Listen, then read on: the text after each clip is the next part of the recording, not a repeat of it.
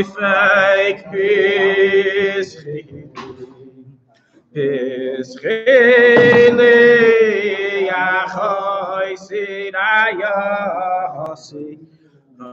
Hai Nasi Sabah Pischele Yaakov Yahasi Yahai Nasi Sabasi ay ay ay ay ay ay ay ay ay I gotta drive. I gotta drive during the Farbrengen. I gotta make sure my head is on. Ay ay ay ay ay ay ay ay ay ay. Ya da da ma ya da da ma ya da da ya da da ma ya da da da ma ya da da ma ya da da oh ya da ma ya na na ma ya da da ma ya da da ya da da ma ya da da ya da da ya ya ya ya da da da ya ya ya ya ya ya ya ya ma ya da ya da da ma ya da ma ya da da da ma ya da da da ya da da da da ma ya da da da da da da da ma ya da da ya da da da da ya da da da Chaim l'chaim l'bechem. Alkel yod l'dori.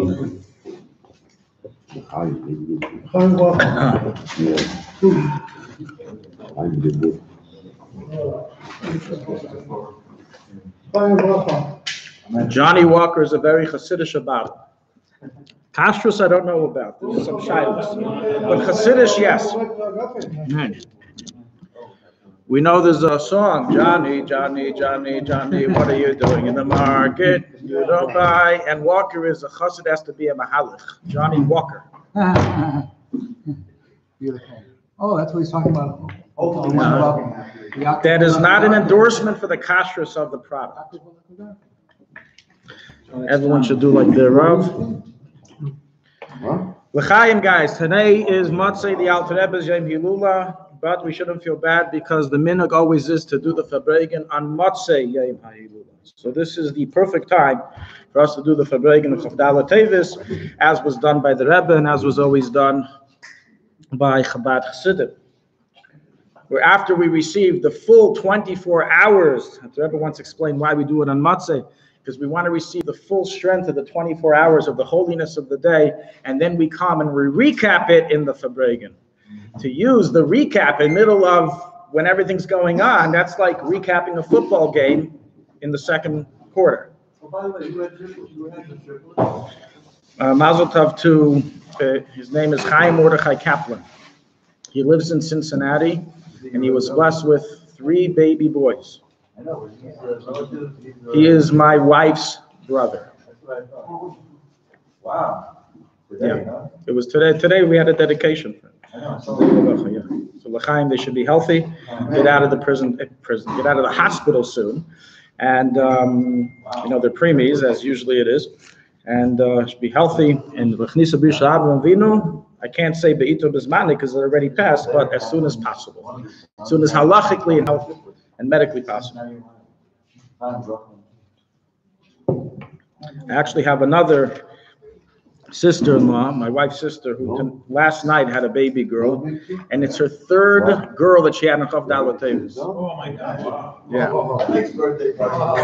Very easy, the birthday party, but it's very rare to have 3 girls or 3 kids from here, from Canaan. Elias, yeah. Mazel tov, Baruch Hashem, Ala Simchas. Let's begin, guys. I was by, Baruch Hashem, I merited today to be by a very holy kever. As we know that in the yards of the tzaddikim, even if you can't be by the tzaddik's kever, you go to a different tzaddik's kever, as they're all in the same hotel building. So when you go to one, it's connected with another. The Rebbe spoke about this. You can't make it on the day of a yard site, then you should go to another tzaddik. Well, the Rebbe said it's connected to Hebron. You know Hebron? I've heard of Hebron, yes. The Rebbe said that all the tzaddikim is connected to Hebron. Right. Okay, that's also, I'm sure that's also true. You went to other places? So where did I go? I went to the Rambam. The kever of the Rambam today. So I have a few messages. Not directly from the Rambam, but from the Rambam's teachings. We titled the Farbrengen, right? The connection between the Rambam and the Alter Rebbe. So let's first begin with a yard site connection. We all know the Alter Rebbe's yard site is Teves today. The Rambam's yard site is on Teves, with exception to the tradition of Chabad Chassidim of the previous generations that had a tradition that the Rambam's yard site was Teves, like the Alter Rebbe. Let's say that again. This Chabad Chassidim of the previous days, as is written in the Sefer Migdal of Migdal Ois, of Yeshua Monshein, found in the name of Rabbi Slonim from Hebron. He mentioned Hebron, so here we go. Who heard stories from the Rebbe Marash. And he writes that by the Chassidim there's a Messiah, that the Rambam's yard site is in Chof Teves.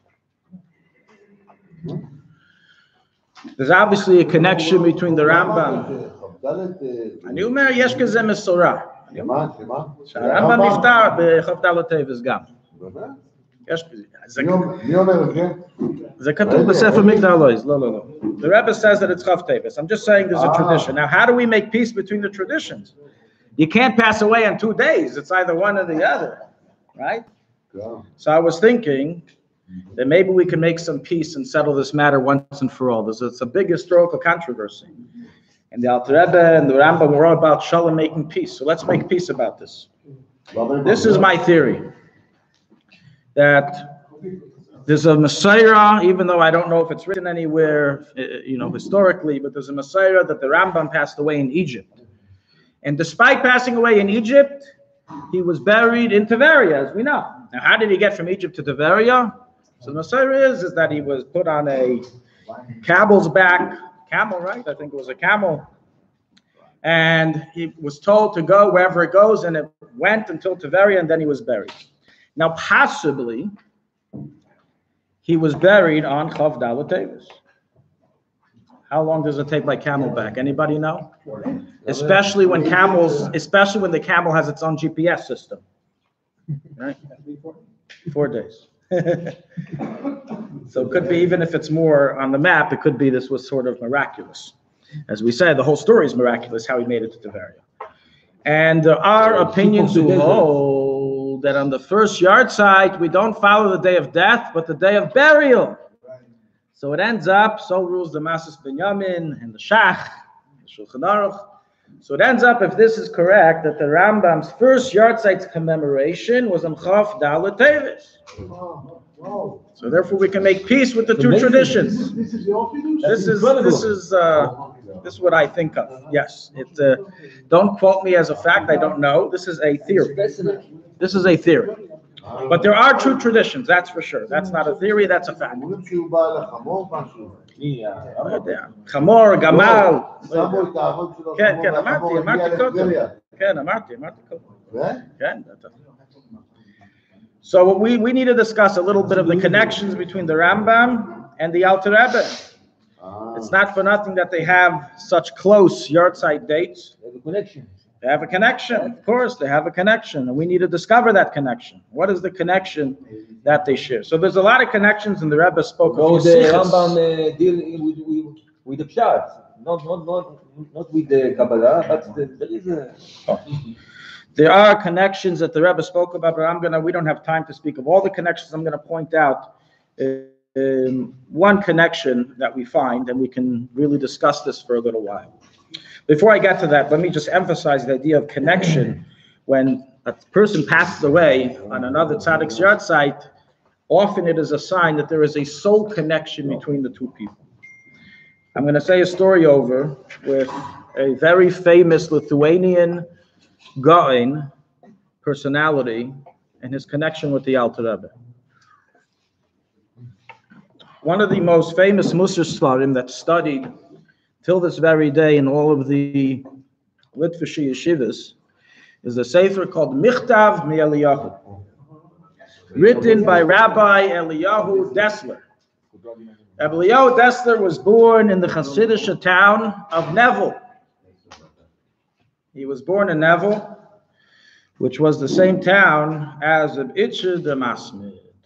So he had a relationship with Reb Itche, who was an illustrious Goin, a Goin Atzum, and a Oivit She'en Kamoihu, and he was mashpia a lot on Rav Dessler's thinking. Aside from that, Rabbi Dessler, even though he belonged to the Lithuanian camp, and he was for many, many years the Reish Koilel in Gateshead, nonetheless, he received a Hayrah from his brother-in-law to try to study all the different philosophies in Judaism, all the different Chassidices, and he studied Breslov, Shizcha, Chabad, and you see in the Sefer Michtav MiEliyahu a lot of different mystical connections, Hasidic connections. The Rebbe once wrote a letter to his son. He has a son that lived in America, I believe it was Cincinnati. He lived in Cincinnati, or Cleveland, one of the two.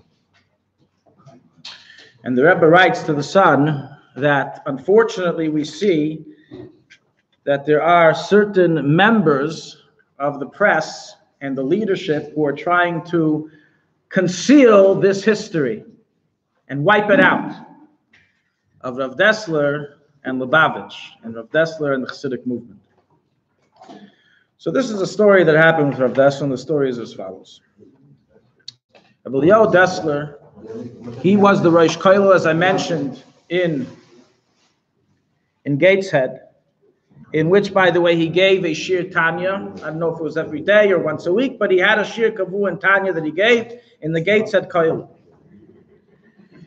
And he receives a telegram from Rabbi Yosef Kahneman, the Rosh Yeshiva of Panovich in Bnei Brak. He was the Rosh Yeshiva of Panovich in Panovich, and when he came to Eretz Yisrael, he became the Rosh Yeshiva of the Panovich Yeshiva in Bnei Brak. He asked Rabbi Dessler if he can come and become the head mashgiach of the Panovich Yeshiva in Bnei Brak. Rabbi Dessler was very impressed by the request, but at the same time, he could not bring himself to leave his institution, to leave his koilel and leave his younger light that he connected with and taught through many, many years, to just desert them and go somewhere else. So he told Reb Kahneman, I'm very thankful for the offer, but I can't agree unless it's on condition that I can return back and visit and be Reish Koilel in Gateshead, visit Talmidim, etc., for a few times a year, 2 months out of the year. If Kahneman said, nothing to talk about, I can't extend you that offer, and they were stuck at an impasse. Wow. Rav Kahneman told him, think about it and make a decision. He was really on the verge of making the decision to go, to come to Eretz Yisrael, become the mashgiach of one of the top yeshivas then in Eretz HaKodesh. And his students were very worried, rightfully so. And he came one Shabbos, I believe it was Shabbos, maybe it wasn't, but that's what I believe I remember reading. By the way, this story was told over by his son-in-law. The story was written by his son-in-law. I believe his name is Gil Heitzer, something like that. This story is authentic, it's not a Baba Maisa. He writes that his father-in-law came into the koil, I believe it was on Shabbos, and he told them that they have nothing to worry about. He's not going. He's refusing the offer of the Panovich Rav. They asked him, what happened? You were on the verge of travel. What suddenly happened? And Rav Dessler told them that I had a dream by a certain tzaddik and I understood from the Tzaddik that I shouldn't go. And he told him that he had a dream of the Alter Rebbe. The Alter Rebbe came to him in a chalaim, in a dream, and said to him the pasuk, said to him regarding your deliberation of traveling, there's a following pasuk from Mishlei which says that when there's a time of wrath, argia, you should wait. You shouldn't make a hasty decision. It's very similar to the verse, Al tiru pachat pisaim. Don't panic right away. Relax. Find out what's going on first, then panic if you need to. But don't panic right away because you may be panicking for nothing. All right? Don't cry over spilled milk. So he's telling him, right now you're in this pressure cooker of a situation, of a dilemma of making a decision. Don't hasten your decision. Wait. So he told him, I'm not going. I'm waiting. And sure enough, this was in 1948. 2 years later, 1950. The Panovich Rav calls him back and he says, listen, are you still interested in becoming a mashgiach? And he says, yeah, of course I am, but you know my condition. He says, I know, I should have taken you 2 years ago. Come with all your conditions, I want you here already. And that's how it was. He became the mashgiach in Panovich for about 3 years till he passed away. And he went back to be Rish Kollel in Gateshead for a few weeks at a time. Now, how interesting is it that Rabbi Leo Dessler passed away in Chof Dalet Teves?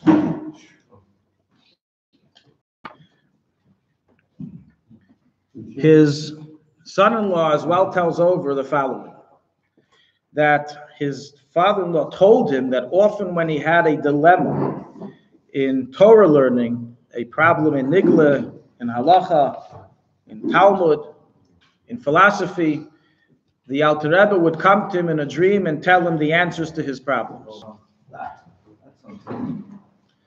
So we see here, so first of all, we're fulfilling the Rebbe's request of publicizing the interaction of one of the most famous Lithuanian mashgichim with the Alter Rebbe, with the Hasidic movement, and with Chabad in particular. And he shares the same yard site. So we see that Shema Milsahi, that when a person shares the same yard site, there must be a connection. We said, as the Messiah is that the Rambam passed away or was buried, whatever it is, in Chof Dalet, but at the very least within 4 days. So we have to go into it to understand some connection in the Rambam and the Alter Rebbe. Chaim l'chaim l'bracha, and sing a nigun. אני חייב לספר לך סיפור ששמעתי מהרב דייטש. הנה, שנייה, ניגון או סיפור? קשור לרב דסלר. בסדר, סיפור. בפונוביץ'. Say in English. Okay, English. I want to complete the story of Dessler. Compliment. Huh? Go ahead. Continue. This is a story I heard from Rabbi Deitch. Chaim Shon Deitch is the Rosh Kollel Of the other Tzemach Tzedek. Tzemach Tzedek in Yerushalayim for the last 40 years. So his story is very authentic and precise. He learned in Panovich. Yes, that's what Chaim Shalom learned in Panovich. Rav Deitch learned in Panovich, where Rav Dessler was the mashgiach. He was not mashgiach. He was after the Rav Dessler mashgiach, but he heard it in Panovich. Right. Yeah, he was after it. Go ahead. So Rav Dessler in Panovich would say shmuzim, which is mean discourses, Musa, but he would bring a lot of Hasidic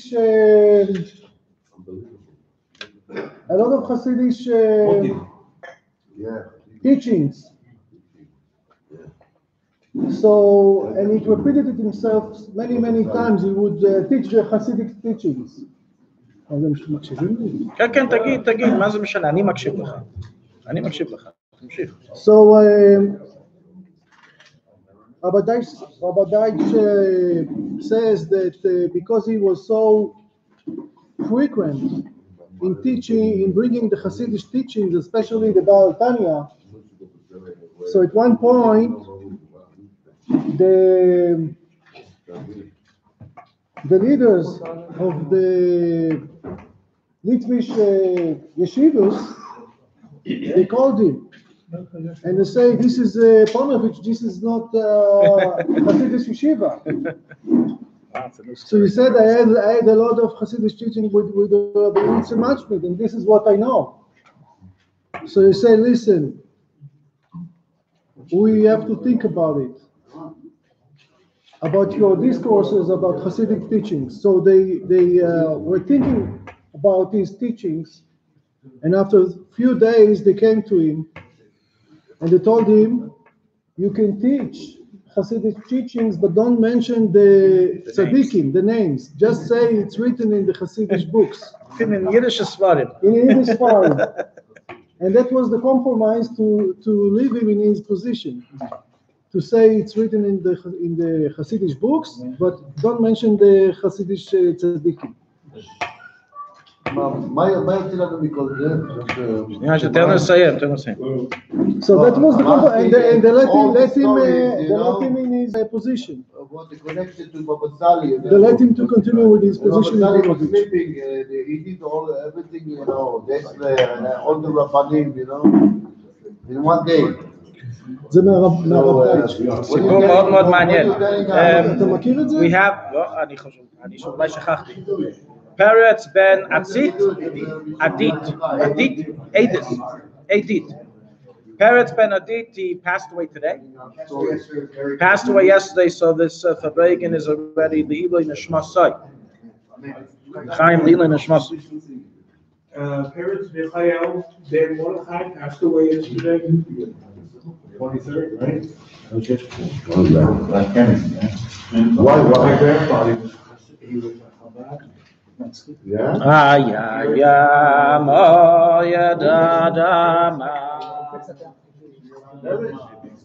This is the niggin of the Alter Rebbe known as Niggin Yashan. It's a very old niggin, as its name says, and it's a Messiah that it's from the Alter Rebbe. It's a one of the niggin of Yuchas the Alter Rebbe.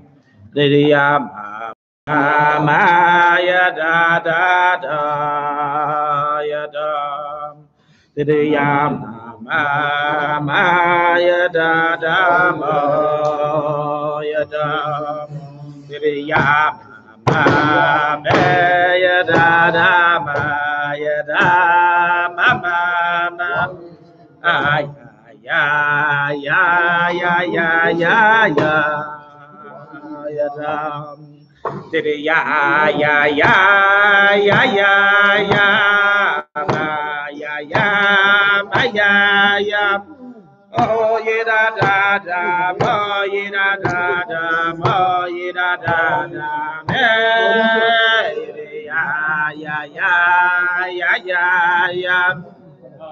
Ya ya ya ya ma yida da da, mo yida da da da. Ya ya ya ya ya ya ma ya ya ya. Ye da da da, mo ye da da da, mo ye da da da, me ya ya, ya ya, ma ya, me yo ye da da da, ya ya, ma ya. Ha ya ya ya ma ya ya ma ya ya ma ya ya hey ha ya ya ma ya ya ha ya da da ma ya ya ma ya ya ya ya ya ya da ya da ya da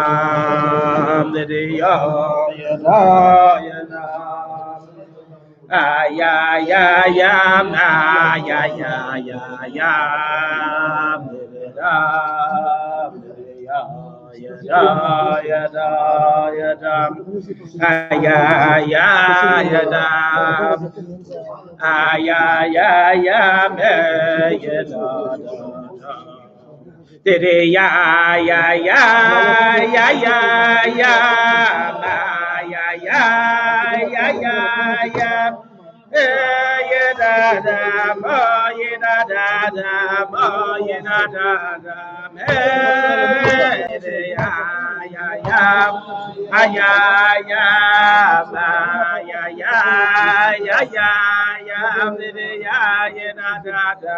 Oh, yeah, da da da da, ya ya ya ya ya ya, ya ya ya ya ya.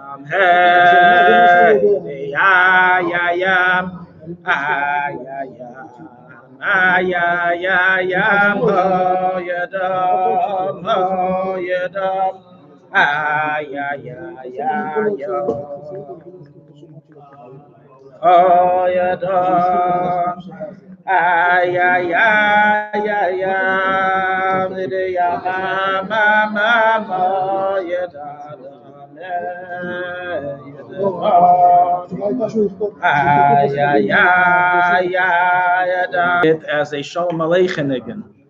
And he prefaces this that the Chassidim were told by the Rebbe Rayatz, I believe, to attach a Chassidish. And this is the niggin they chose. Shalom Aleichem. So what's the connection between the Rambam and the Alter Rebbe? Many connections. I want to speak of one facet tonight, just one facet. Hopefully, of this facet, we'll try to capture whatever we can. The Alter Rebbe and the Rambam were both synonymous in the fact that they had great and tremendous opposition. They merited many, many misnagdim.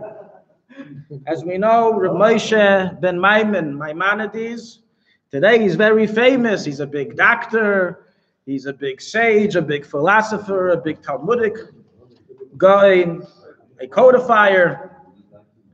But back then, not everyone viewed him in such a light. The rabbis of France were very, very opposed to the Rambam's teachings, to the point that they made a cherem and decreed against learning certain of the Rambam's svarim, including Hilchos Yesodei HaTorah of the Rambam in Mishnah Torah. The Alter Rebbe, facing the same fate in the late 1700s, having his Sefer HaTanya collected and publicly burnt in Vilna. Something that happened with the Rambam's Mishnah Torah as well, and as we know, a famous story of what happened in France as a result. 24 caravans of Talmud were burnt, and Rabbi Yaakov said that attributed it due to this. The Rambam faced a lot of opposition for a lot of his very novel and revolutionary ideas, as well as did the Alter Rebbe. And they were alone. The Rambam was alone in his time. They were either with him or against him. But the people with him, the sages that were with him, were not of that great stature as those against him.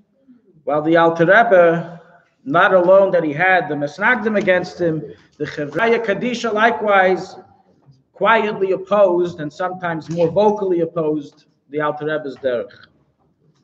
But both have been accepted in Klal Yisrael. I want to speak about how the Alter Rebbe and the Rambam dealt with their opponents and how they taught us how we should deal with them as well.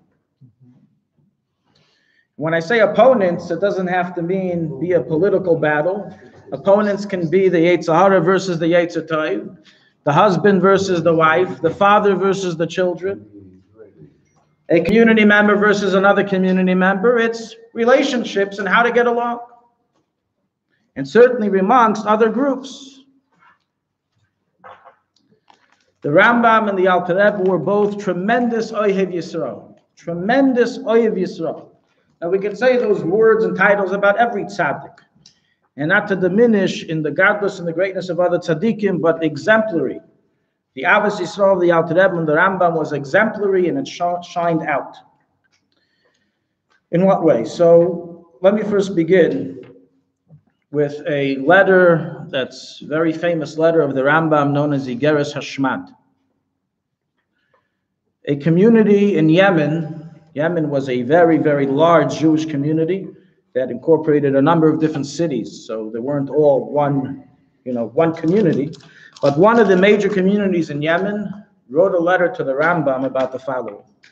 The monarchy, the Muslim monarchy, the Sultan, decreed that anyone who does not pronounce that Muhammad is a prophet of God, either off with his head or off with his hands, or we're going to send him to the Iberian Sea.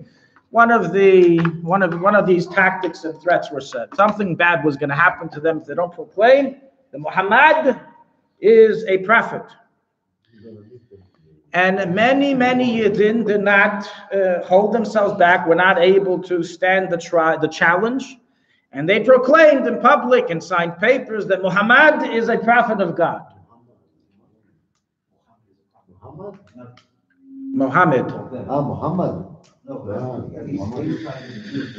A certain Goldstein, known as, he was one of the Gedolei Hadar at that time, wrote about this community that they are Kofrim and Apikarsim. They have officially converted to another religion. They are Muslims and not Jews. They have done something terrible. They should have been Meiser Nefesh. They should have given up their lives instead of doing this. And God doesn't want their mitzvahs anymore. And God couldn't care less if they go to Shul and Daven. And in fact, he writes, if they go to Shul and Daven, it's an Aveira, as they've left the Jewish people. And we see the Rambam in his letter back, called the Igeres Hashmad, stands up with all of his might and Ahavas Yisrael and defends this community in such a way that only the Rambam knew. And you can imagine when they got the approbation of the Rambam, it made the opposition to this community fall apart, as the Rambam was the Gadol Hadar, the Marad Asr, and all Medina, Sfarad, and Teiman. The Rambam wrote the following there. First of all, he said that the halachic conclusion of this Gadol is wrong, flat out incorrect. A person is not a min or an apikairis if he simply says that some wild man from 500 years ago was a prophet. Okay, so you said he was a prophet. Where does it say in the Torah that thou shalt not say that someone who lived 500 years ago was a prophet, even though you don't believe it? If you believe it, okay, you're believing in a false prophet, but to just say the words, and even if he was a prophet, you mistaken belief, what's the isser, what's the kfira? So first he gives a halachic discussion of how this matter is not a matter of heresy, and the Gadol erred in his ruling. Number two, the Rambam then says, even if it were to be true that they did an act of heresy, heaven forfend to say that a Jew's mitzvah in the eyes of God is considered an aveira. Heaven forfend to say that just because a Jew is a kaifer or a min or an apikairis or he's a rasha, that therefore Hashem doesn't want his mitzvahs. God forbid. Hashem, he brings the medrash that even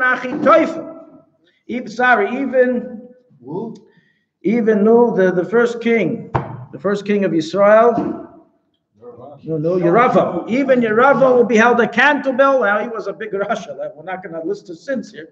We kept here all night. He was the say the Yeravam, before he did true, was a big Rasha. A big Rasha. What? Yeravam. No. And he was the Seder, and then he fell. The Seder. So after he fell. He was not bottom line, it says in the Medrash that even he will be held accountable for not fulfilling Erev Tafshilin, which is a rabbinical command. Are you talking about Erev Tafshilin? You know this guy's record. That's like taking a serial killer and bringing him to court for stealing socks. He was Ashkenazi or Ram or So, How about Israel? the Rambam, number one, he completely negated the conclusion, and number two, said even the conclusion is correct. Chas v'shalom, to think about such a way with the Yid. And he says that someone who speaks about the Jewish people with such kali das, he's not a gadol and he's doing a big sin. And the Rambam also ruled this way in the Mishnah Torah. He said one of the sins that people do that it's very hard to do tshuva, that tshuva is not miskabel for because it's so hard, is someone who's dan is chaver l'kav chayv. somebody who doesn't judge his friend favorably. Because in such a case, he says, what did I do wrong? What did I do wrong? So if I was wrong, but I was trying to do good. I was doing it lishma. I did it altruistically. I did it because I wanted people not to learn from people, to be better. Says the Rambam, that's one of the sins that's one of the most difficult to do tshuva for. We see the Rambam came out very strong against those who espouse things of Hepech Avos Yisrael. I'll tell you a Meiser that I read recently, and it's chaval I did not keep the tshuva, because now when I'm looking for it, I can't find it anymore. But it's a tshuva of the Rambam that I found in not one of his classical Sfarim. As is known, there's a few different manuscripts of the Rambam's responses, and they weren't all printed. We have Pe'er Adar, but they weren't all printed in Pe'er Adar. So this is a tshuva of the Rambam with a certain Meiser, and this is what I remember from the tshuva. A person from Egypt wrote the Rambam the following question. And this question can be very practical and current events in many communities, maybe even in this Farbrengen, as we'll see. The person writes to the Rambam, we have in our community shul a darshan. And you should just know the Rambam was not a big fan of darshanim. He wasn't a big fan of darshanim. He said they're too much mabalbal the seichel. They're too much, they mix things around. They mix things up too much. He wasn't a fan of darshanim. Not personally. He wasn't personally against anybody, but just in general, the idea of a drasha, where he wasn't a fan of it. So this person writes to the Rambam the following episode that happened in their shul. Sounds like something happened today. This happened 1,000 years ago. The local and weekly darshan got up to say his drasha, and the Rav of the community, as he was every single week, listened to the drasha. Today, the Rav gives the drasha. The Rav is the darshan. Back then, they had it split. The Rav was the Paisik, the Meidahira, and the darshan, he gave the drashas, the Maggid, as it was back then. And he said something. It doesn't say in the letter what he said. We only have the response of the Rambam. We don't have the letter written. I'm sure in the letter written he said what he said. And the Rav got up and he said, this is complete baloney. This is complete nonsense. Narishkeit. Shtuyot. He interrupted him, or he said it at the end? No, interrupted in the middle. It's the Rav. Today you have people who aren't even Rabbanim who interrupt Rabbanim. Certainly a Rav can interrupt the darshan. He told them this is nonsense.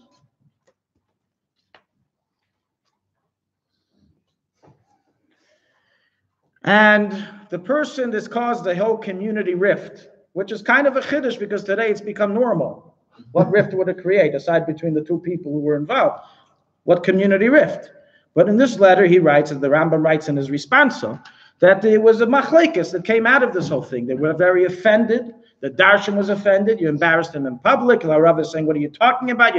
You're espousing untrue things. You're fooling the community. They each had their sides.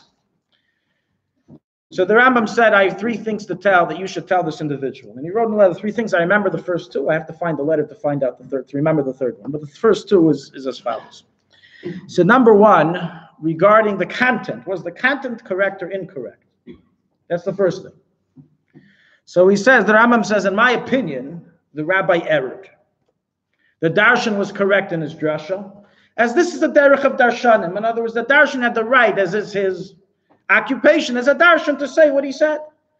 And the Rav was incorrect in saying that it's not true, that it's nonsense. So that's, he said, first of all, factually, we pass him like the side of the darshan. But then he says a second thing. Number 2, even if the darshan was incorrect, who gave this Rav the right to lose his chelik in Eilam Haba by embarrassing a Jew in public? And he says, tell the Rav he's lost his chelik in Eilam Haba unless he does tshuva.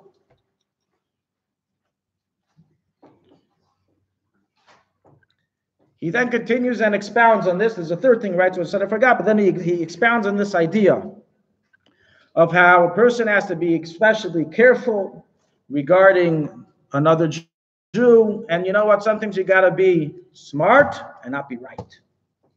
Better to be smart and save your chelik and olam haba than to be right and lose it. And in this case, he was wrong.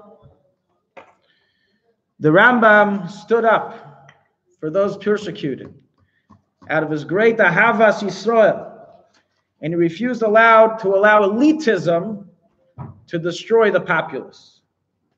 And that's why he became accepted amongst Kol Klal Yisrael, the Mara Da'asra of all the lands of Tzfat. We're going to see the Alter Rebbe had a very, very similar position, similar approach, and how he dealt with the Jewish people. Let's say l'chaim, sing another niggin. We need more l'chaim. Where's the l'chaim? Huh? Switch the back. No, a labor dika niggin. Hi ya ya ya ya ya ya ya ya man ya ya ya ya ya ya ya mama ya ya Andra ya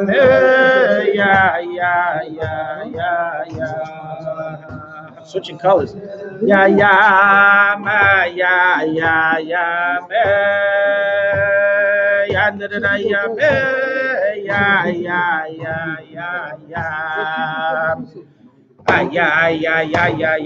ma ya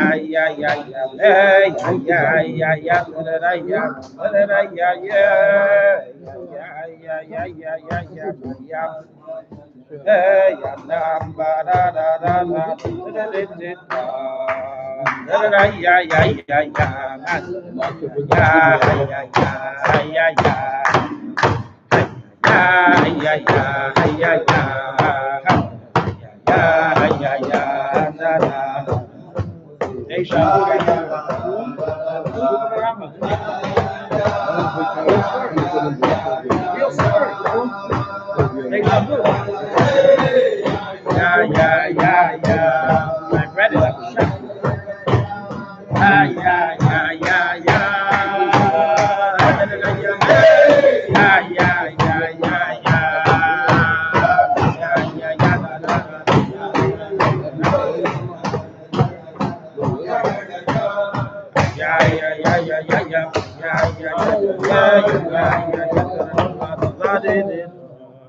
There's upgrades available, by the way. There's first-class cabin seats here for the guys. L'chaim.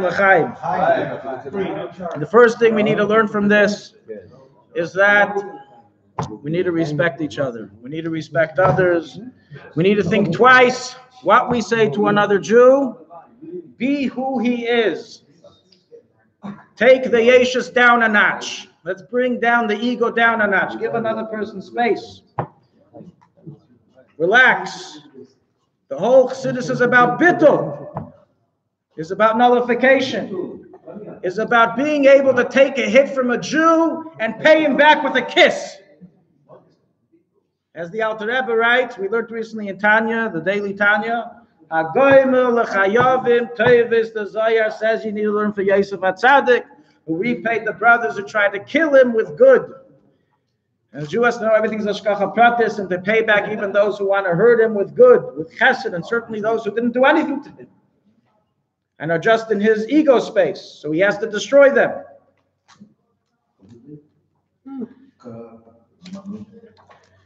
The Alter Rebbe suffered tremendously against the Masnagim, tremendously. He tried very, very hard to bring peace. A few times he visited Vilna. In the earlier years, he visited Vilna with Menachem Mendel of Vitebsk, and I believe of Avram Kalisker. And he went to visit the Goin to try to discuss, communicate, come to some kind of comprehension, conclusion, come to some kind of middle road for them to see each other's path and understand that most of the things that were said are completely untrue. But Hashem didn't allow it to happen, as we know. There's a story. It didn't take place. The meetings didn't take place, and the opposition to the Alter Rebbe was tremendous. There were Chassidim who suffered on their literal life. Chassidim who were killed because of the opposition. So if there was any case that there was a rightful, justified animosity, it was for the Alter Rebbe and for the Chassidim against those who opposed him.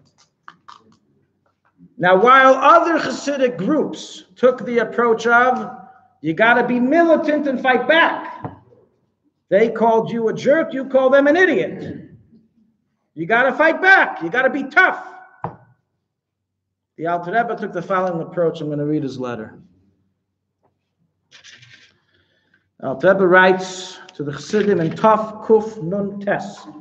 This was after the Alter Rebbe was, I'm actually not sure if this was before the imprisonment or afterwards. This was in close proximity to the passing away of the Vilna Gaon. He passed away in Chol Hamoed Sukkos. So this letter was in close proximity to that. And the Alter Rebbe wrote the following to the Chassidim, to the Chassidic Brotherhood. It's a long letter, but please be patient, because every word here is a marvel that we need to take. When we say we're Chassidei Chabad, it first and foremost means we follow the Alter Rebbe's teachings, his philosophies, and his directives. When I once read this letter, somebody said to me, this was for back then. Today, we're Chassidim of the Rebbe. We don't have to do this. Achmoni, let's learn from such a philosophy. Just to make it quick and short, the Rebbe said regarding this exact statement that he only has come to add and not, God forbid, to subtract from the previous Rabbi. So the Alter Rebbe writes the following. It is very well known the great severity of dispute, machlekes, and hatred amongst Jews. And therefore it's proper for every single person who has fear of God in his heart to be very, very careful to not be a cause or a cause of damage of machlekes or sinas chinim chas v'shalom, including not to do anything of this sort to people who are not of our brotherhood, people who are not Chassidim. Nonetheless, they are still included within the mitzvah of ahavas kol b'nei Yisrael. Last year, Tov Kuf Nun Ches, after the passing of the Vilna Gaon, I wrote a warning, Ashara Neira, to all of our brotherhood. Do not speak badly, do not speak erroneously, do not speak disparagingly at all. Shum shemetz davar doife v'shimtza against the Gaon and Chassid, lishum ayras heter ba'olam, without any allowance in the world. And I am coming this year to warn again, a second time, with a doubled and redoubled warning to all of our brotherhood, not to, God forbid, allowed your mouth to be opened against Kavod HaTorah, the honor of the Gaon and Chassid, the Vilna Gaon. They didn't even call the Vilna Gaon a Chassid. The Alter Rebbe did. And then he continues, if you think, okay, so against the Vilna Gaon we won't speak. But you know many other Gedolim, Misnagdim we can speak about. There's a whole list, so we won't have one to speak about. Big deal. We still have another 100. Continues the Alter Rebbe. Included in this prohibition is to speak against other Torah scholars. And all God-fearing Jews, all B'nai Torah, all God-fearing Jews. The small ones, the big ones, who are not from our brotherhood. So now there's still left room. So at the beginning we thought it was just the Vilna Gaon. Now it's including all the Torah scholars. But the Yetzer Hara, the Chassidish Yetzer Hara, still has one way out. That's talking about those Gedolei Yisrael and Torah scholars and B'nai Torah and simple Jews who didn't, God forbid, open their mouths against the Baal Shem Tov and against the Alter Rebbe and against the Chassidic movement. But those who have, we got to fight back. You have to spill them. You have to crush them till they're dust. You have to fight them. And we see people do this all the time. This seems like to be the philosophy. This seems like to be the halacha. If someone bashes you, you have to bash them back. Kvod your Rebbe, to protect your Rebbe's covet. So listen to an authentic Lubavitch approach to this dilemma. from the Alter Rebbe.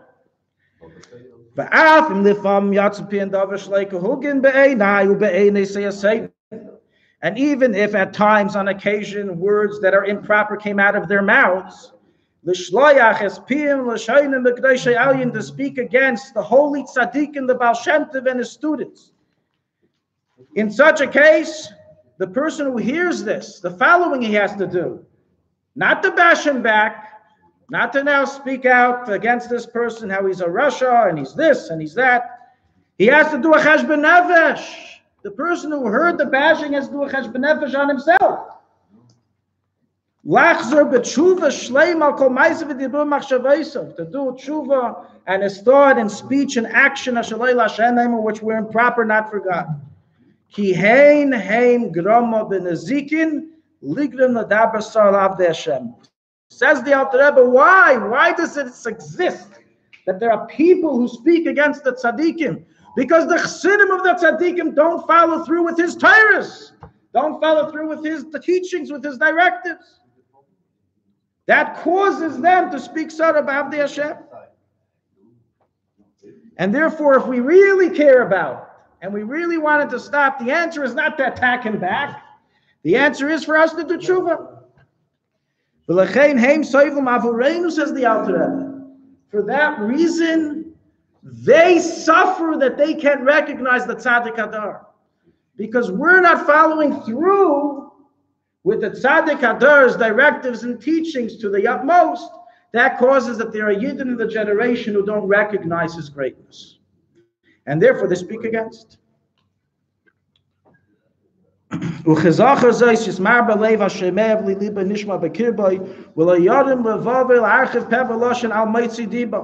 And he shouldn't, God forbid, widen his mouth to speak badly against them, against these people who are speaking against the tzaddikim,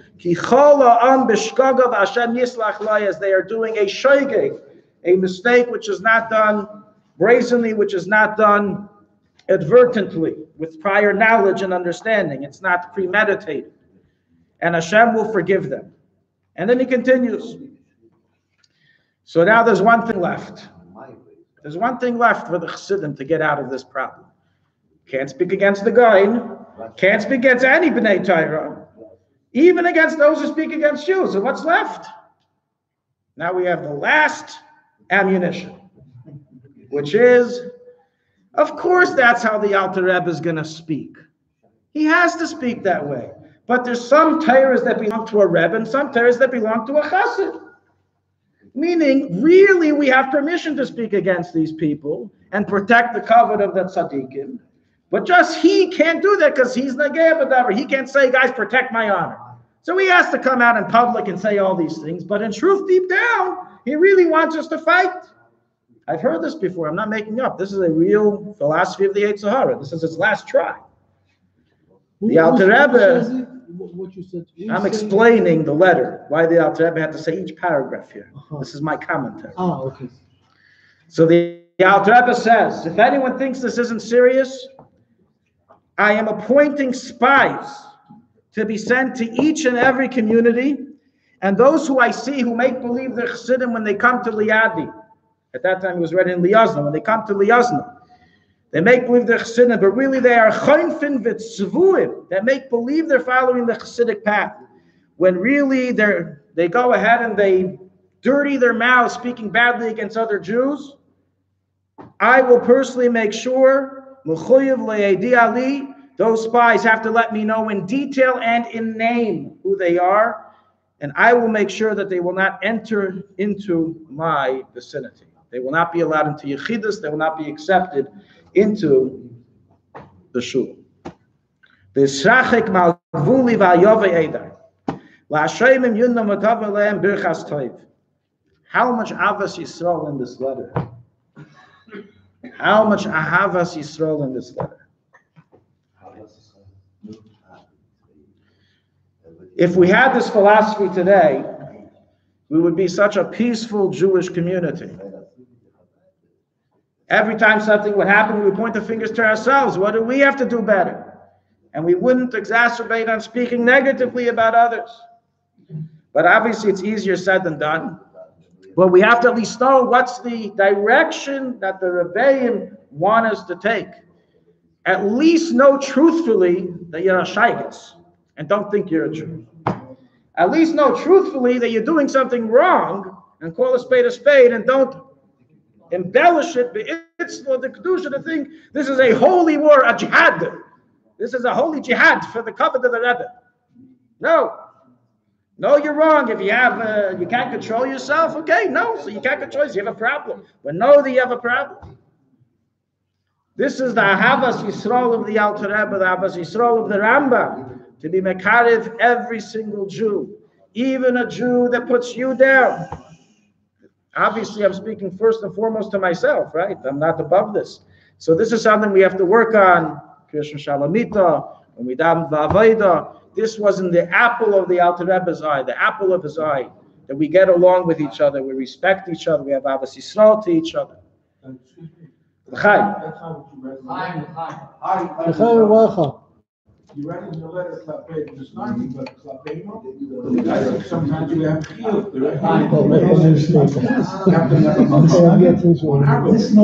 That what?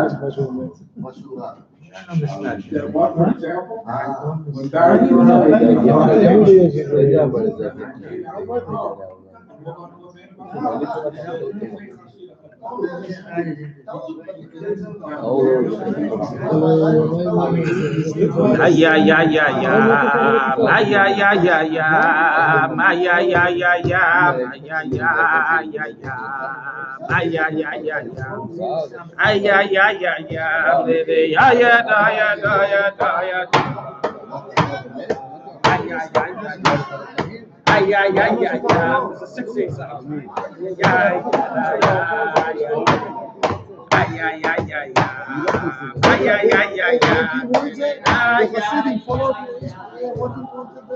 We need to. We have to try. I don't know the history. What does it matter? This is what we need to know for ourselves.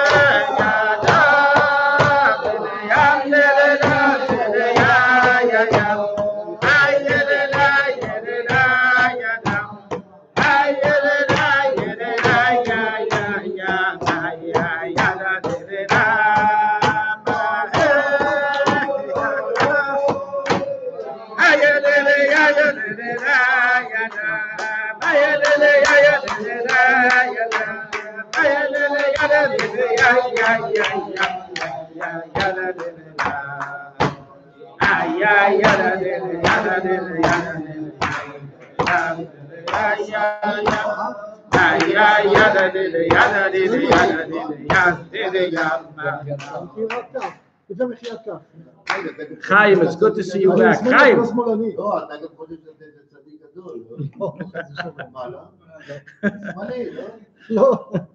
L'chaim, say l'chaim. You're holding a l'chaim, say l'chaim, chaim. L'chaim u'levracha. I'll mention just one more story on this point. which I heard recently. Obviously, there's a time and place for everything. Sometimes a Jew has to give teichacha. We're not saying the mitzvah of teichacha doesn't exist. Teichacha. Depends on your accent. That you don't have to give reproof, but it's like a father to a child. It's totally in line if I give reproof, if I chastise my child properly in an educational way that will be hopefully successful, not out of anger and fury and sinner. Obviously, I have an ability and a responsibility and obligation to do so. However, if I do that to another person's child, I am out of line. I am out of line. We find in Halach and Siman Shin Men Gimel Shulchan Aruch, a father has an obligation to mechanech his son and only his son, not anyone else's son. His son. Oh, unless he's a teacher. So someone who's a mashpia, someone who has a connection to Mekuravim, he has a chiyuv to try to be mashpia on them, even in a way of musar, in a way of teichacha. But to other Jews who aren't part of your vicinity, who aren't part of your group, is it you think it's going to help that you're going to speak against them? Are they a talmid of yours? Are they someone who you're close to, that you will affect them? I was once at the table of a Belzer Rav in Yerushalayim. And this Belzer Rav, I don't know what he had some issue with Lubavitch. The poitze peeve, his mouth was like a running faucet of the toilet. Against the Rebbe and against Lubavitch, this guy had issues. And I told him, what use, let's say you're right, you're 100% right. What use is you, a Belzer Rav, have in bad-mouthing Lubavitch? You think Lubavitch is going to listen to you? You think Lubavitch is going to change anything because of what you're saying? If you have a real issue and you care about Lubavitch, go over to the Rabbanim and try to speak to them. If you're successful, you're successful. If you're not, you're not. But you should be speaking about the problems in Belz. You're a Rav in Belz. That's what you should be speaking about. You can be attacking the problems in Belz. There's no problems in Belz. There's problems. And it's not for me to tell you about the problems. You should know of them, and you have the responsibility of speaking about them. So we find that we cover and make believe everything's fine by our own group, and with the reproof we say for others. So first of all, number one, we have to know who we can talk to. And in Farbrengens, even in Amol, and previous generations, Mashpim were very careful to who they spoke something negative to. Only someone who they assessed was a mushpa, was a talmid, that there's a relationship and will take it to heart. But not chas v'shalom to a stranger. Human psychology, when you start up with someone, he's going to start up back. It's very simple. Unless there's a relationship that'll take your words to heart. That's what the Alter says in Perek Lan Beis and Tanya. So I want to mention one ma'aseh. In Tafshin Mem, Dalid Mem, hey, we know there was the whole balagan with the Svarim, Dida Natzach, that we commemorated not too long ago. And when the Rebbe came out publicly in Yud Beis Tammuz, no, the stealing was earlier. That was the verdict. But it took time to get a verdict. It was Mem Hey, Mem Vav, the stealing. When the Rebbe came out publicly in Yud Beis Tammuz, some Chassidim mistakenly, and I emphasize the word mistakenly, understood this to mean that they too should be screaming and bad-mouthing. And there was one very famous mashpia, and I heard this story from a very, very reliable source who's close to Beis Harav, but I can't say, but someone who's very close to Beis Harav, very close to the Rebbe. And there was another, so he told me the story, but the story was about a very famous mashpia, and I'm not going to mention his name either, who after that used to give a weekly Farbrengen in 770 and would be shoifech chamasai on the family that did the gneva, would spill his wrath on the family that did the gneva. Shegetzin, mamzerin, would banish, spill. To protect the Rebbe's cover, to fight for Lubavitch. The Rebbe heard about this. The Rebbe told the Rebbetzin to send the message to him that he shouldn't walk into 770 for another 6 months. Wow. He was banished from 770 for 6 months. Didn't show his face. The Rebbe said, the message that was sent was, this is not the Rebbe's ratzon. You should be involved in Kedusha, be involved in light, be involved in the things, the spiritual, to reckoning why this Gzeira happened in Shemayim. I don't need you to be the lawyer that's bad-mouthing the other side. And he banished him from 770. This is a story I heard. He wasn't allowed at 770, based on the directive of the Rebbe, for a long period of time because of this. So let's not make excuses regarding this matter and try to find ways of exception to bad mouth. A Yid, especially a Chassid, especially a Lubavitch, has to deal with or and light. There's so much light to spread and so much light to do. What are you wasting your time on negative? If it's your mushba, someone who you can affect when you speak to them, the Seder, you have a chiyuv. But if he's not, the Alter Rebbe says, show them only open love, and maybe one day they'll come back, but that's not your responsibility. Your responsibility is to show them open love. Ulai, they'll be zeiche, you'll be zeiche through your Avos Yisrael for them to come. But to reproof and to give teichacha, it has to be saved for only the people that it can work with. And not chas v'sholom the opposite. Keep yourself clean. Keep yourself clean. You're clean. Whatever happens, you're clean. You're going to get messed up. You didn't get dirty. And even then,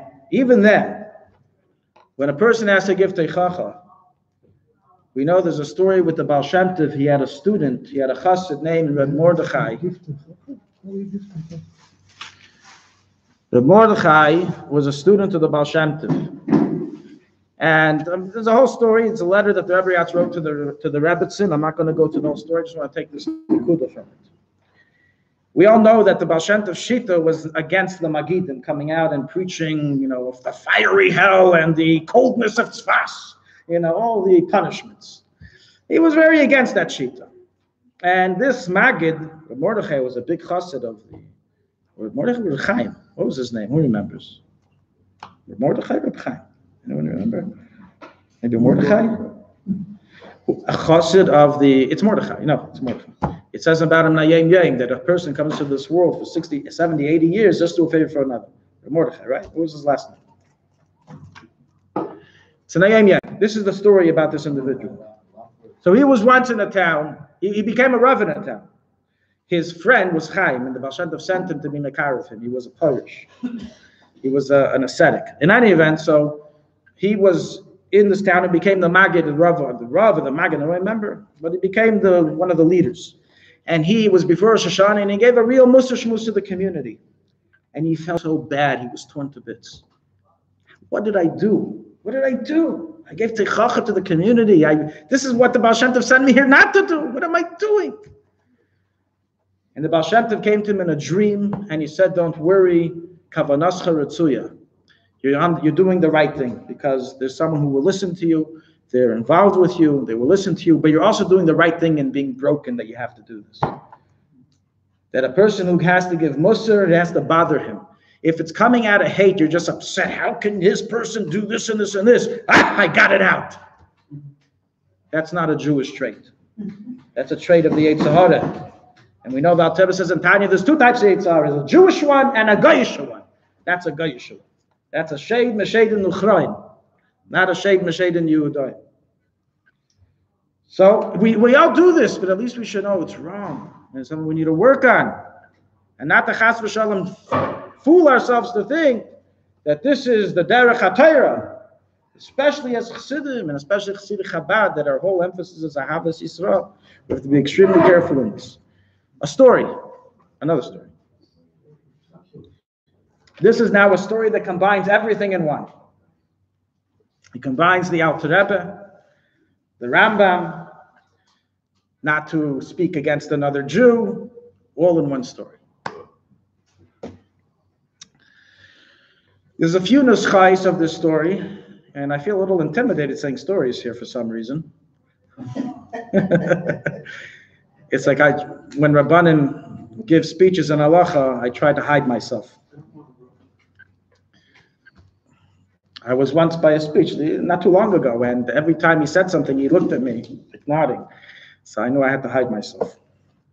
Anyways, so The story has a few nuschais, and I can't vouch historically for what's correct or not. I'll just say the story as we know it. And as we know, Sipuri Chassidim is, we have the right to say it as we understand. And everyone should understand that Lav Dafka did every detail happen as it occurred. Right? Reb Chaim of Tzanz, the Tzanz the Rebbe once said, if a person says, I heard a good Chassidish Maaseh, it's for sure nonsense. If he says, I mamish saw it with my own eyes, maybe it's true. Chaim of Tzanz. Obviously, I don't think he meant it as he just meant it, relax, But the story has a number of nuschais. Definitely the story itself is authentic. The direction and the details, that's already up for discussion. But the story goes like this. We'll start from the end and then go to the beginning. An individual, a chassid of the Alter Rebbe, who had not merited to have children for many, many, many years, was married many, many years. He was wealthy. He didn't have any children. He had no heirs. He had asked the Alter Rebbe numerous times for a bracha, for children.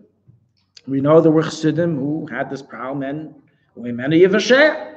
were saved and had children as the bracha of the Alter Rebbe. But there were people who didn't. The Pini Reitzes, one of the closest chassidim and talmidim of the Alter Rebbe, never had children. Never had children. The Pinchas Reitzes, or Pinchas of Shklav, the son of Avenach Shik, he was one of the big chayzrim of the Alter Rebbe, of the Maimarim. And he, Rucham Abayim, have a seat, have a l'chaim, have a drink.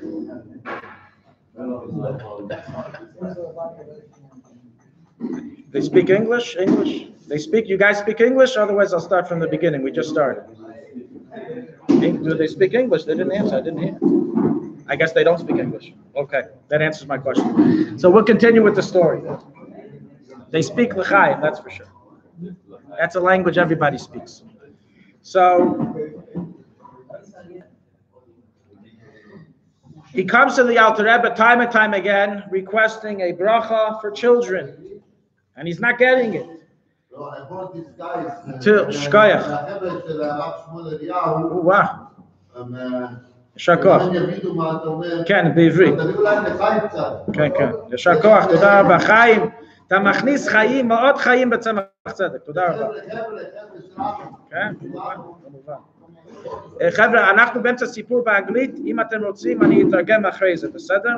אבל כרגע יש פה ציבור שלא מבין העברית. גם אני בקושי מבין, אתה רואה במבטא שלי, כן? אז אני אגיד קודם כל באנגלית. So we're going to continue the story. So the Alter Rebbe finally one time tells him, listen, stop bugging me. I can't help you. I can't help you. I cannot give you a bracha for children. However, I know someone who maybe can. And from this we know that this story happened before 1792, because the person he sent him to us, Reb Shlomo of Karlin, who we know was murdered by a Kazakh in 1792 and buried in the town of Ludmir. Sure, Ludmir was a big Chernobyl town and a big Karlin town. Right here, we have a shul in Tsfat that was built by Ludmir Chassidim. Yeah, right here. What's the shul called? I think I want to tell. It's right down here. Chernobyl? Not Chernobyl. No, Yitzchak. What's it called? Stalin? Okay. It was built it was three brothers. They came, I met one of the Einakoch. They told me the whole story of their grandfather. Is this the brother of No, Reb Shlomo was not a relative of Ramna Karlin. It's a mistake. Reb Shlomo was not a relative. Reb Asher was. Asher was the son of Reb Aaron Agadol. He became the leader after Reb Shlomo Karlin. Reb Shlomo Karlin was the Talmud Muvuk of Reb Aaron, and he became the Rebbe after Reb Aaron. And he passed away, and he lived and was killed in Ludmir. He was killed in the middle of Shmonis. Yeah, right. No, I don't know, I didn't say that. So anyways, but the Alter Rebbe sent to this individual, this chassid of his, I cannot help you. Please go to Reb Shlomo of Karlin. Maybe he can help you.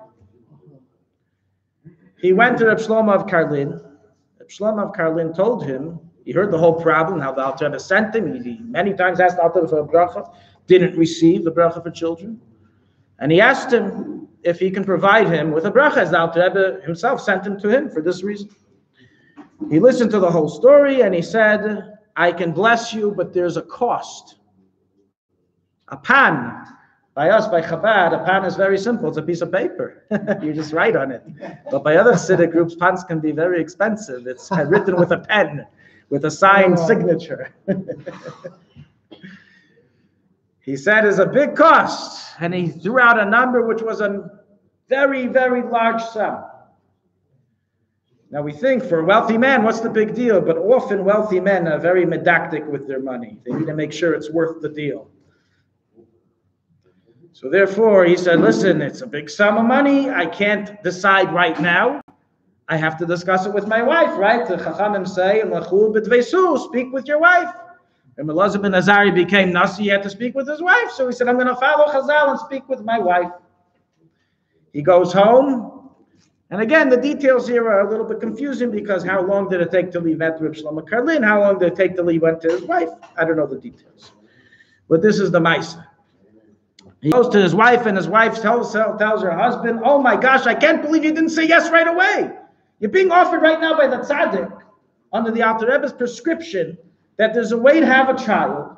And he said, who cares how much money it is? You have to come home and speak to me? What worth is our wealth if there's no continuity? And she screamed at her husband, as a good wife knows to do, some of them, and sent him right back to Karlin. So he arrives sheepishly with the pouch of money to Karlin, goes to Reb Shlomo, puts it down on the table. Here it is, every single penny. And Reb Shlomo looks at it, pushes it away. No. Says, take it back. I can't help you. He says, what do you mean you can't help me? You told me. Says, it's too late. I can't help you anymore. It was an auspicious time. I can't help you anymore, and I can't say anything else. Goodbye. The chassid is now broken from every side. His wife's upset at him. Reb Shlomo's upset at him. He's upset at himself, and the Alter Rebbe is for sure going to be upset at him. But he makes his way to the Alter Rebbe, very brokenhearted, and he spills his heart in Yechidus, and he asks the Alter Rebbe, what on earth is going on? What is going on? The Alter Rebbe tells him, I'll tell you. You have to understand something. There was a time that you were not a chassid. He says, of course, I know. As all chassidim at that time. Who was born a chassid at that time, right? Unless you were born to a chassid of the Baal Shem Tov. Almost everybody was new. Almost everyone was BTs at that time. The whole Lubavitch was BTs. No one was Gej.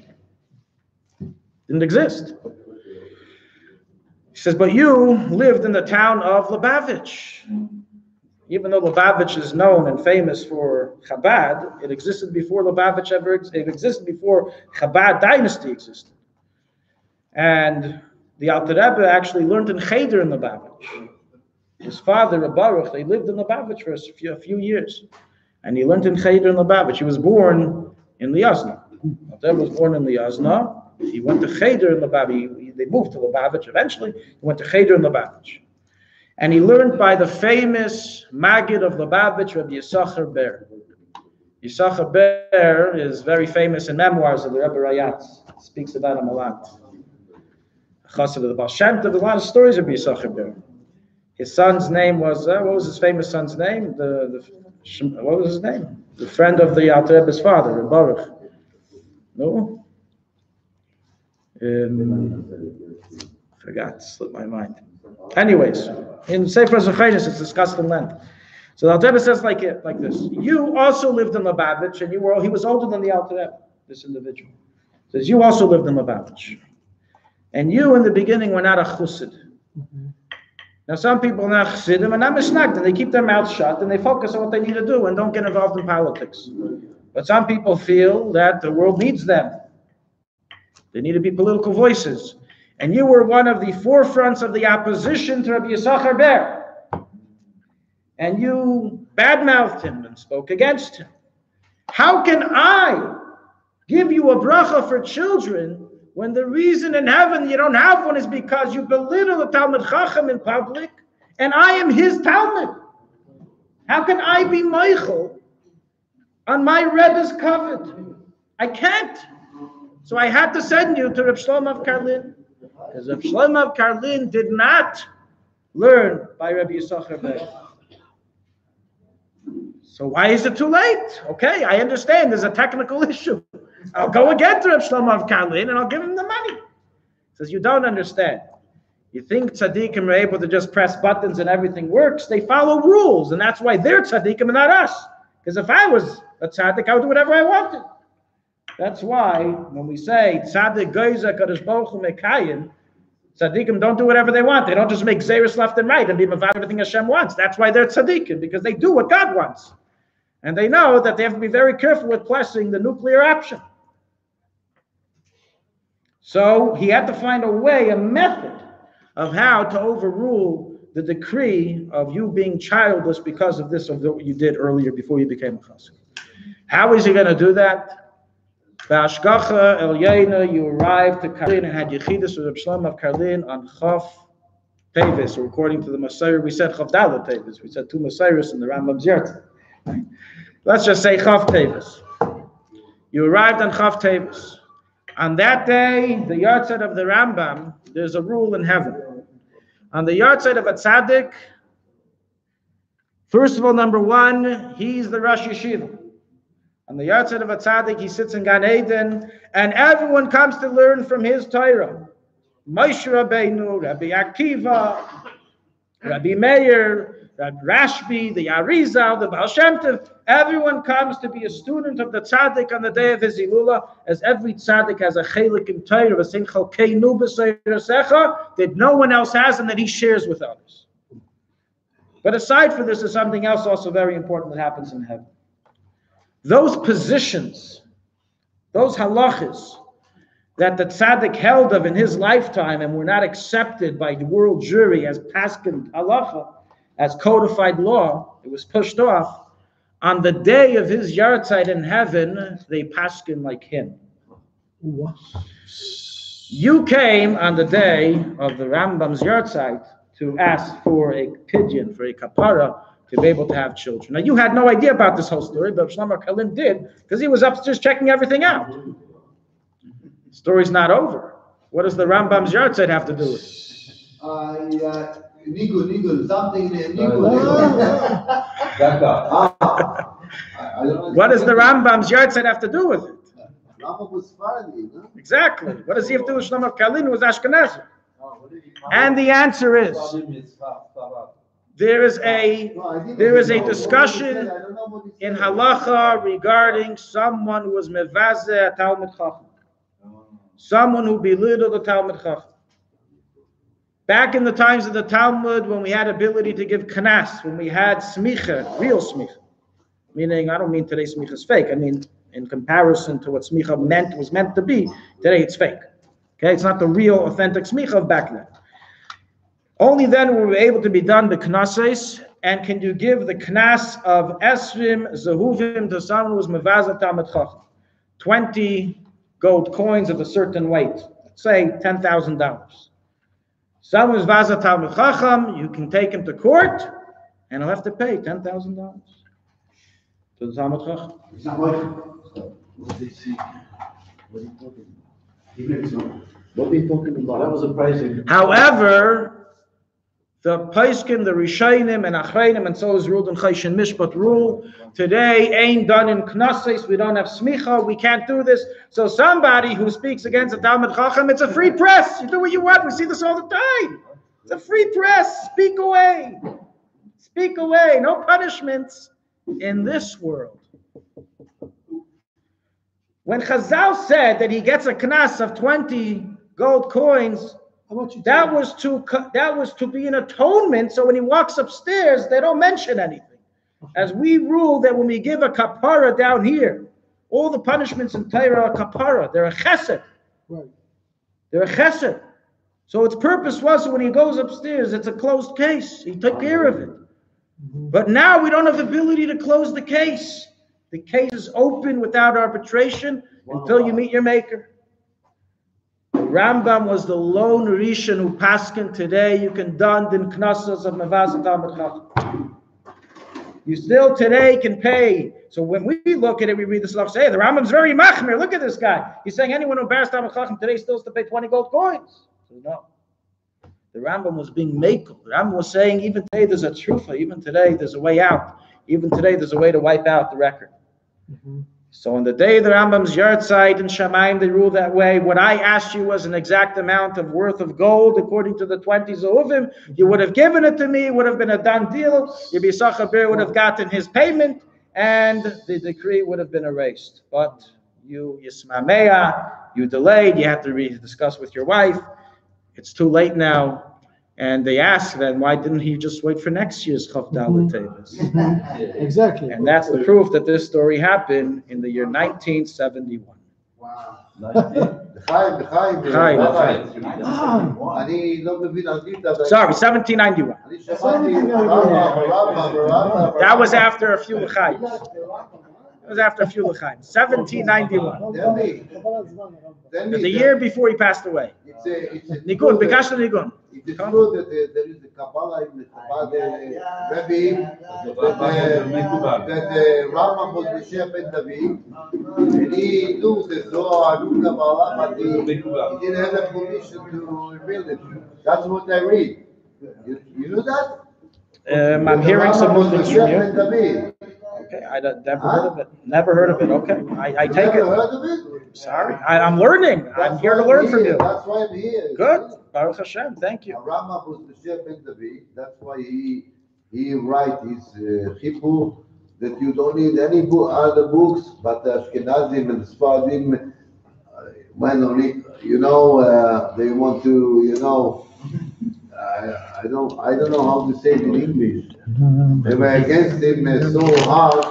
That's why he couldn't reveal, But he was the Shef Ben David. Shkoyach, for this, we have to say l'chaim and sing a freilich dicke nigger. Wait. You talk too much, Let me. I know, but they asked me to. What can I do? I should say no? Yeah, but I know about the Rambam before you born, That's true. I agree. You're older than me. Which year you born? In the 80s?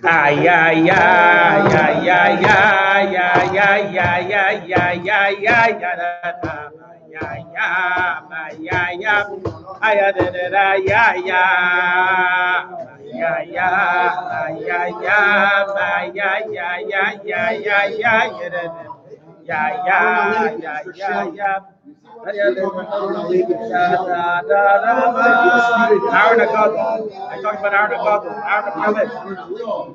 It's a different person. It's a different person.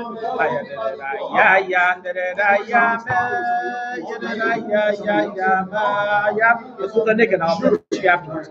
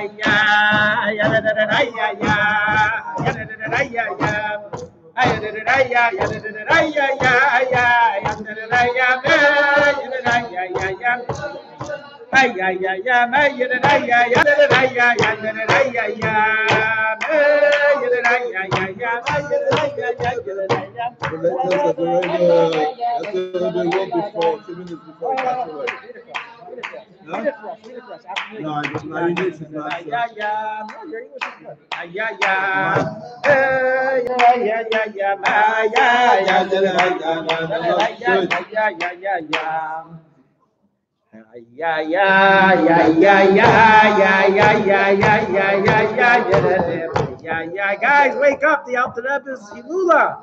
Where's the Simcha? Play it together.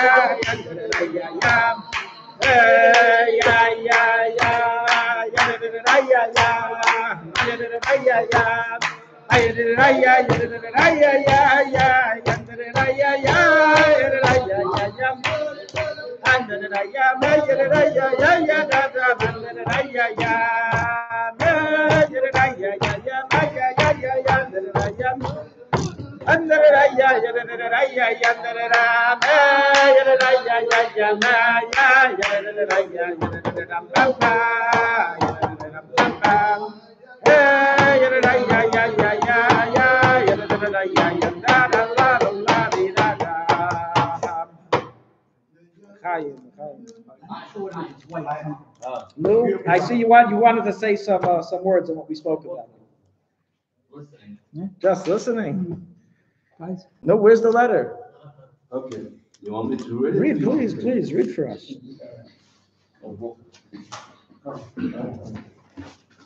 It's a book that has been written by the Nissan Mendel about the Alter Rebbe of Vishnu Zalman. It's an old book that I reread last night, and he tells the whole story that happened with Napoleon, and that before Napoleon came to Yadi, the Alter Rebbe, the Tsar sent 60 cars for the Alter Rebbe and his family so that they could escape from 60 wagons. Wagons. The same thing, you understand. You understand. At that time, it was cars. I mean, wagons. Wagons. Nowadays, we said coach. Anyway, and wait a second. In Russia, yeah. And when a few miles away from when they were going away, when they were fleeing, the Alter Rebbe suddenly realized that he has forgotten something in the house. Everybody knows the story. And he went back and he picked up a slipper, a needle, and something else that I forgot. And then he put fire to the house before Napoleon came into the city. And when maybe half an hour later, Napoleon came into the city and went straight to his house, to the Teves, saw the house burning. And there is a tradition saying that he burned the shul. Of course, all the Sfifreto, everything was gone. So, and then, you know what happened? The Alter became sick, and a few months later, which corresponds to Motzei Shabbat, Parashat Shmot, he passed away. But a few minutes before the Alter left this world, he wrote a very, very powerful letter, very, very extremely deep, that we have to try to understand. This is what he wrote.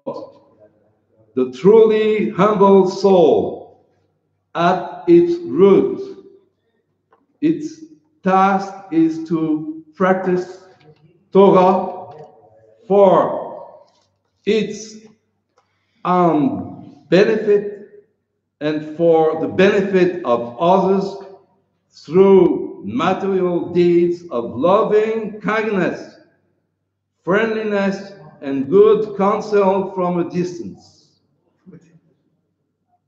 What? Laughing at from a distance. Sorry. Yeah, go ahead. Look,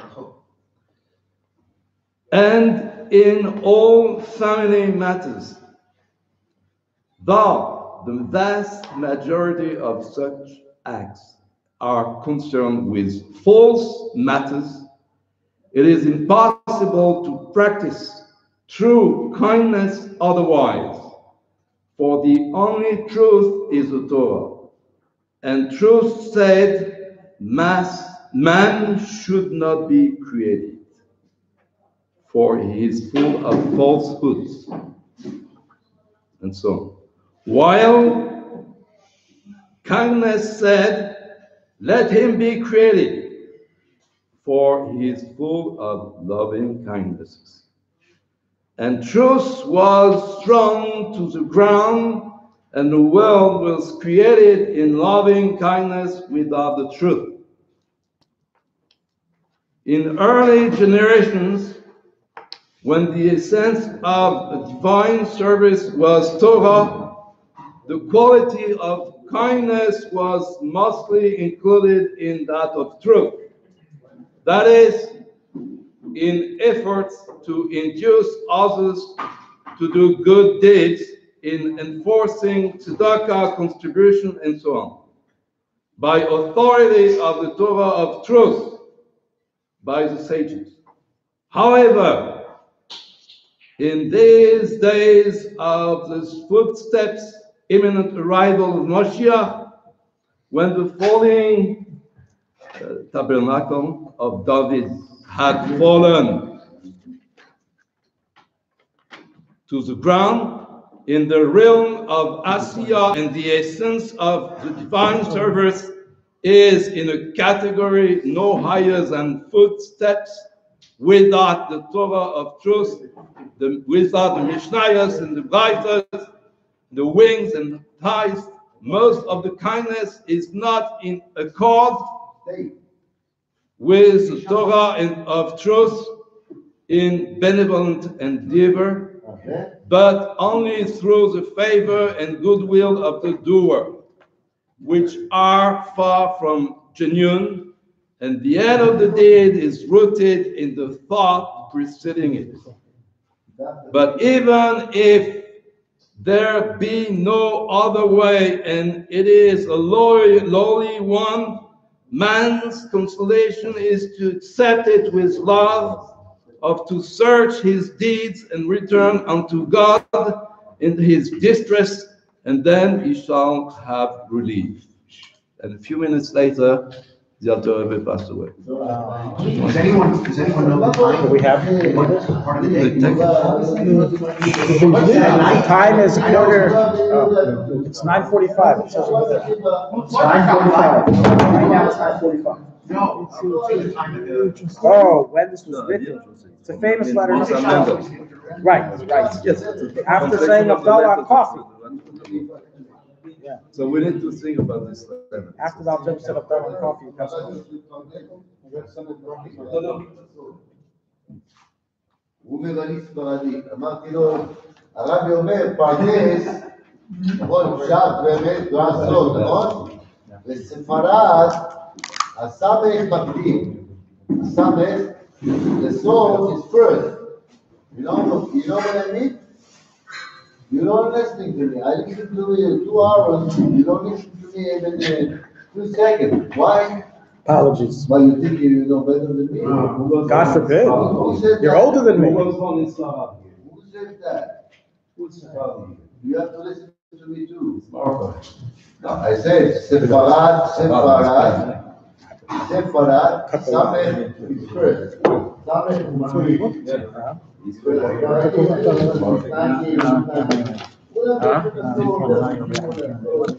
Maybe we should whoever stays, I want to mention something.